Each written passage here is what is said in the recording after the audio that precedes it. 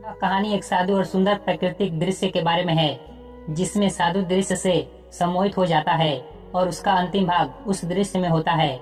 किसी घने जंगल में एक साधु तपस्या कर रहा था। साधु का धैर्य सदैव ईश्वर की साधना और आत्म चिंता में रहता था। एक दिन जब वह ध्यान से उठता है तो वह अपने चारों ओर की फिल्में आकृति की स्वाभाविकता की झलक दिखाई देती है। इसके सामने एक ऊंचा पहाड़ था, जिस पर शिखर पर बर्फ की चंद्रकार उभरी हुई थी।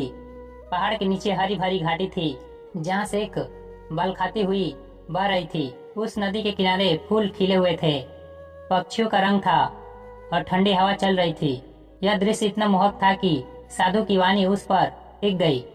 साधु पहले तो यह दृश्य सामान्य रूप से देख रहा था, लेकिन धीरे धीरे वह दृश्य पुराना हो गया। उसकी यात्रा जैसे उस दृश्य को विश्वास कर रही थी। नदी की काला धन ध्वनि और हवा की सरसराहट की उसकी आत्मा को गहराई से छू रही थी। फूलों की सुगंध और पक्षियों के मधुर गीत उनके ध्यान को गहराई से। साधु ने उस दृश्य में आकृति के सदैव और ईश्वर की उपस्थिति पर अनुभव किया। उसे लग रहा था कि यह दृश्य प्रकृति एक चित्र नहीं है, बल्कि स्वयं ईश्वर की प्रकृति है।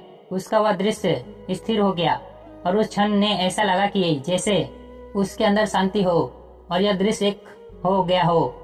इस प्रकार साधु की दृष्टि उस दृश्य में इतनी डूब गई कि उसे ऐसा लग रहा था कि जैसे वह स्वयं उस दृश्य का हिस्सा बन गया हो।